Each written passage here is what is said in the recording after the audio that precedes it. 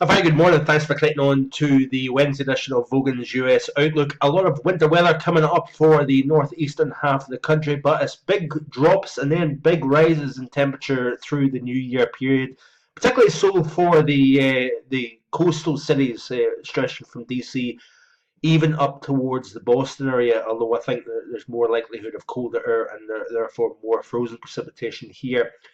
But a major snow event to end 2016. It does look as if we are going to see a couple of feet in parts of the interior sections of the northeast, especially north of Albany here, up through southern parts of Vermont, central parts of New Hampshire, and up through the spine of Maine. Let's have a quick skip through the sequence here. This is off the GFS, and you can see here the snow amounts really start to increase, particularly so for central portions of New Hampshire. This is just the GFS. The ECMWF is the position of the core of heaviest snow is different, and I'll try and show you that in the written post. But you can see here the swath of heaviest snowfall will be generally from, I think, southern parts of Vermont, possibly north central parts of Massachusetts, up through southern and central uh, New Hampshire, and then up through Maine as well. I think we're going to get a good, 1 to 2 feet of snow quite easily here.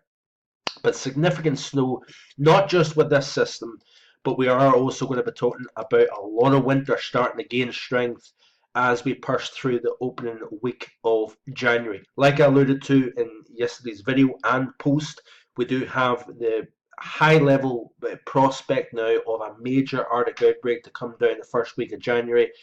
And of course, with that usually comes significant snowfall. And you notice here the GFS does indicate snowfall accumulation even to the east of the I-95 big cities. So I think there's a high likelihood that over the next week to 10 days, we're going to see a few inches of snow at least over the DC, up through Philadelphia, New York, and Boston, probably more so in Boston as well.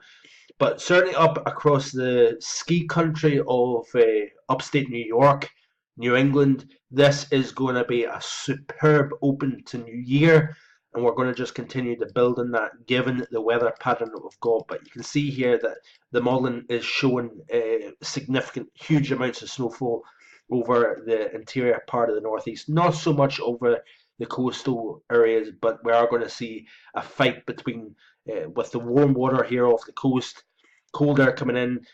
There's going to be a fight zone here right along the coast, I think, with regards to type of precipitation. We're going to see also notice a very sharp cutoff across the Midwest between the significant amounts that we've got over Michigan versus the uh, less less high amounts over parts or much of Indiana and Ohio. Let's have a look at the precipitation, because this is going to be rather interesting as we go through the next several days here, folks, because we are going to see a system that is likely to bomb out.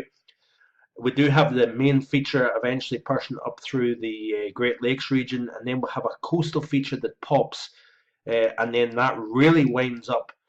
It feeds back off that warmer than normal ocean.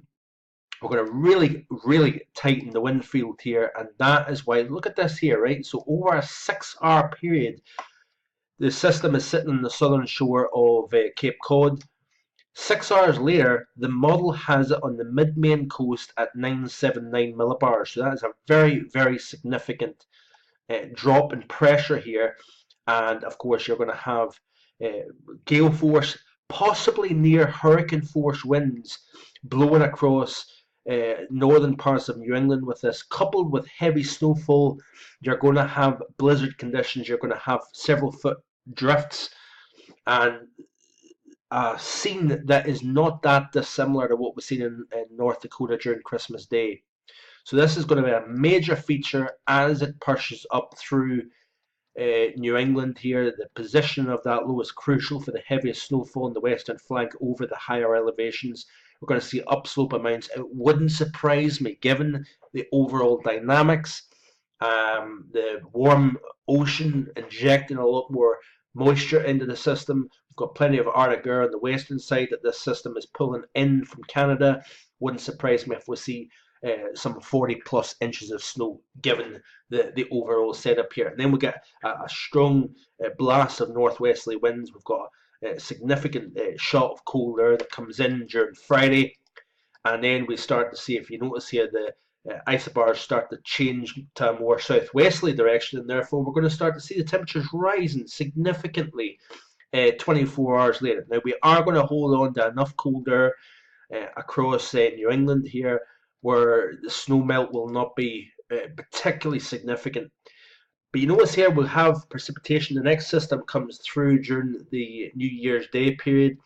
We've got another system that comes in that has liquid precipitation, so that has rain, and then as the system pushes up through the St. Lawrence River Valley, looks as if cold air comes in, may change that rain over to snow even for the big cities. On the backside, as the system starts to pull away, then you get another shot of cold air, and it's after this pushes through, we get the mother load of cold dropping into the central portion of the country, and that will eventually work its way east here.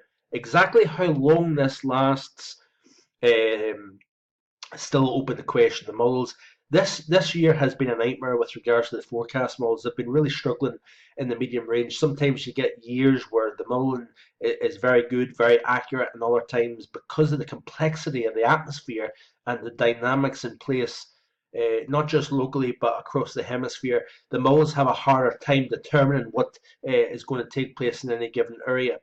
But that's it for today. Do check out the written post that will be available hopefully later on, and I will hopefully be back again tomorrow. Hope you have a great Wednesday. Bye for now.